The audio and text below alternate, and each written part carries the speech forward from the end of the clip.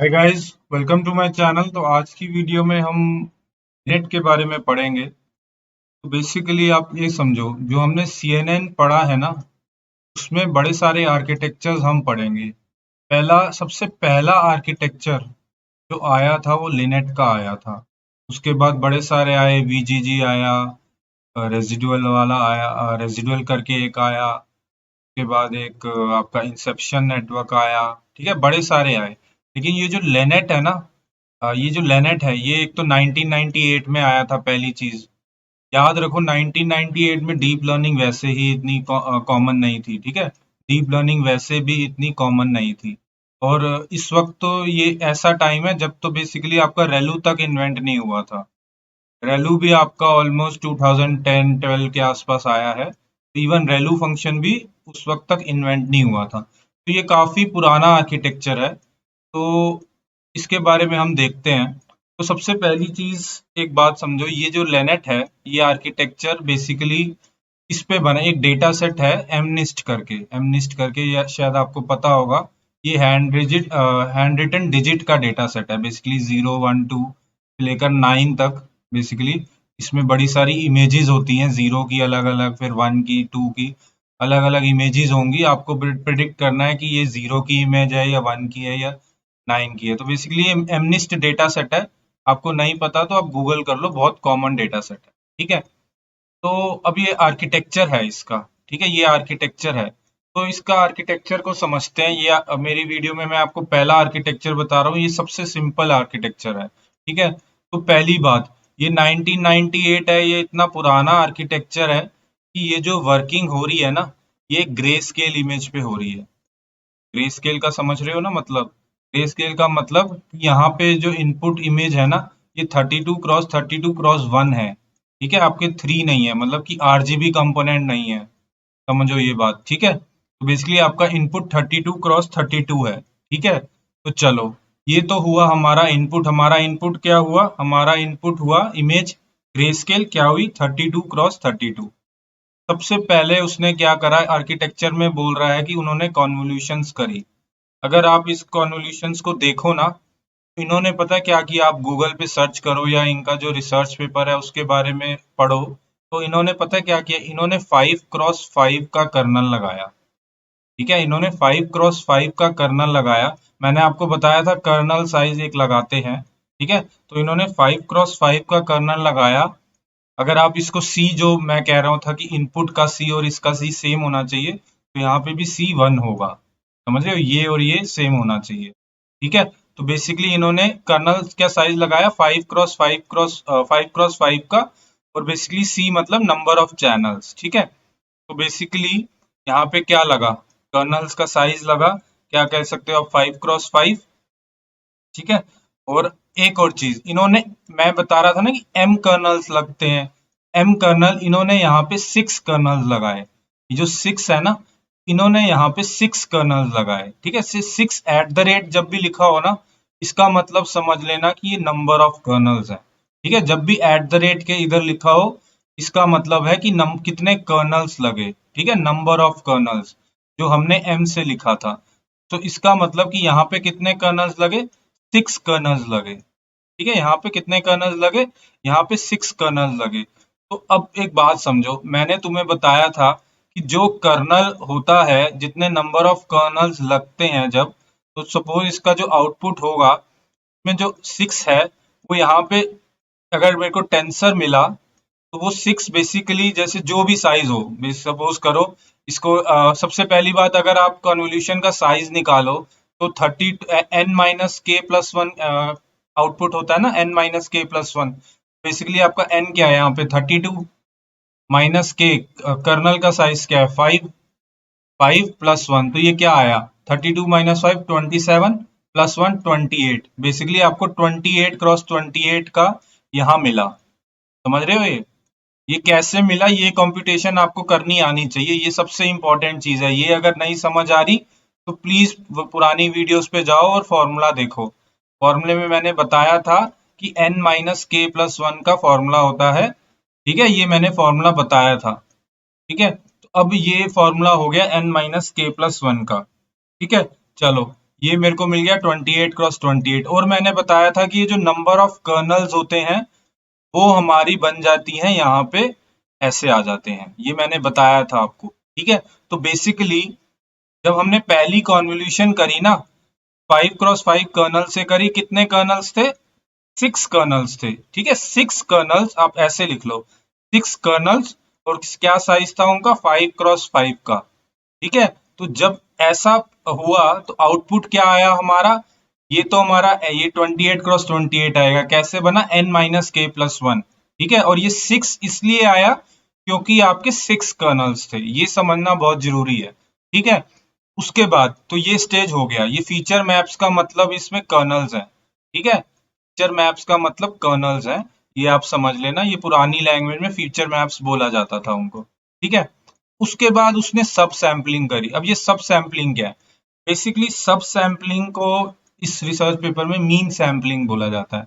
हमने max sampling, max pooling पढ़ा, max pooling पढ़ा ना हमने। मीन पूलिंग भी, अगर मैक्स की जगह अब मीन पूलिंग भी तो हो सकती है। आपके चार ये हैं, तो अगर इनमें से मैक्सिमम ले रहे हो तो वो मैक्स पूलिंग है। अगर इन चारों की एवरेज ले रहे हो तो वो मीन पूलिंग है। तो बेसिकली यहाँ पे सब सैंपलिंग का मतलब जो इस रिसर्च पेपर में है कि वो मीन पूलिंग हुई। ठीक है, और एक और चीज समझो, अगर ये 4 क्रॉस 4 का था साइज, आपने मीन पुलिंग करी कर्नल साइज 2 के साथ।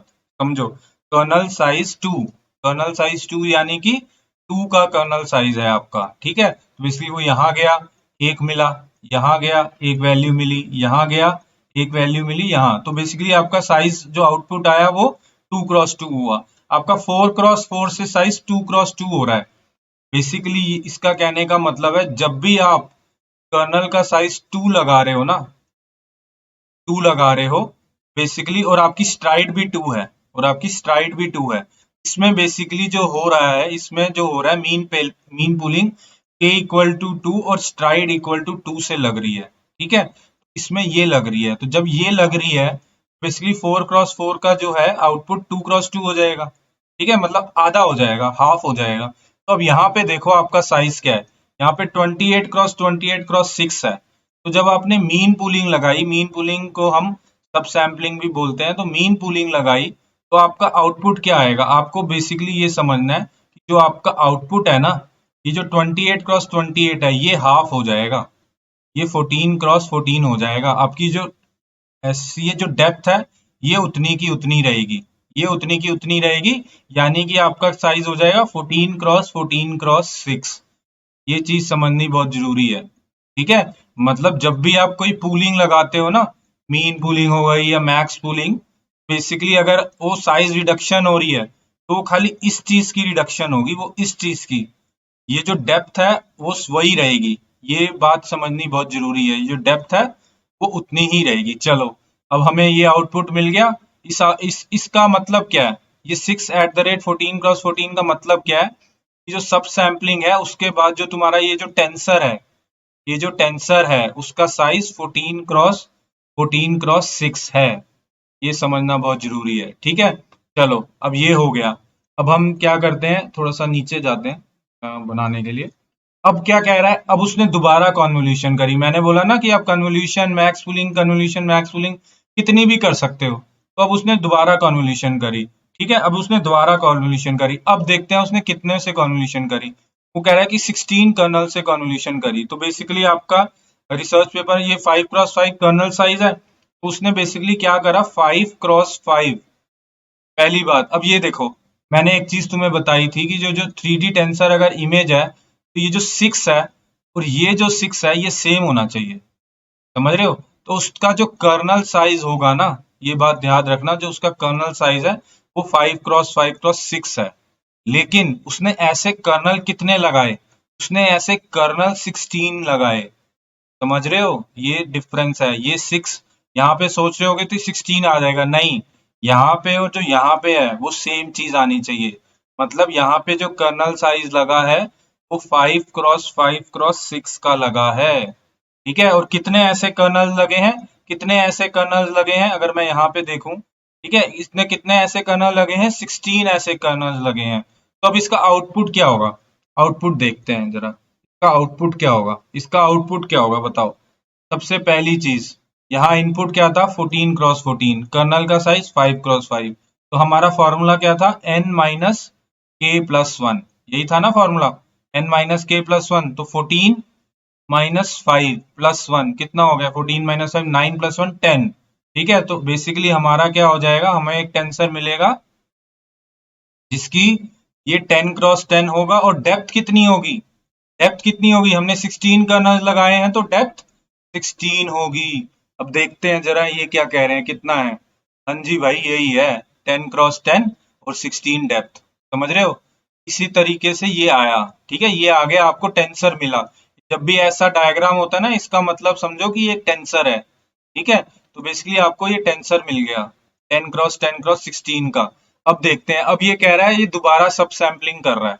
सब सैम्पलिंग का मैंने आपको क्या बताया था, मीन पूलिंग कर रहा है यहाँ पे, ठीक है। ये एक बात समझो, ये मैक्स पूलिंग ना तब तक इन्वेंट ही नहीं हुई थी, इसलिए ये मीन पूलिंग कर रहा है। आज की डेट में मैक्स पूलिंग ही यूज होती है। चलो हम देखते हैं कि इसने मीन पूलिंग करी तो क्या होगा। मीन पूलिंग मैंने बोला, मीन पूलिंग करोगे तो जो अपना साइज रिड्यूस हो जाएगा हाफ, इसका साइज हो जाएगा बेसिकली, आप देखो तो इसका साइज डेप्थ उतनी ही रहेगी। ये 10 क्रॉस 10 है, तो बेसिकली 5 क्रॉस 5 क्रॉस 16 हो गया आपका साइज, ठीक है। तो अब देखते हैं क्या यहाँ यही आ रहा है, हाँ जी, 5 क्रॉस 16 ही आ रहा है साइज, ठीक है। तो चलो अब ये समझ आ गया। अब ये दोबारा एक कॉन्वोल्यूशन कर रहा है, ये आप दोबारा समझो कि एक दोबारा एक यहाँ पे कॉन्वोल्यूशन हो रही है, वो कॉन्वोल्यूशन हो रही है, वो देखते हैं कैसे हो रही है।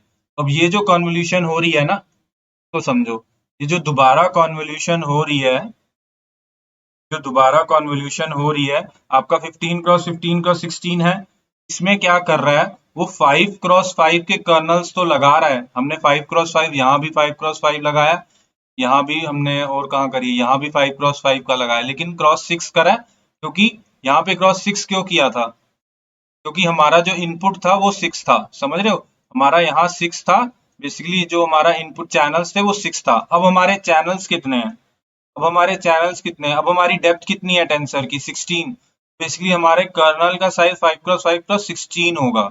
ये चीज समझनी बहुत जरूरी है, ठीक है। ये 16 और ये 16 सेम होना चाहिए। और वो कह रहा है कि आपने ऐसे कितने कर्नल्स लगाए, आपने ऐसे 120 कर्नल्स लगाए।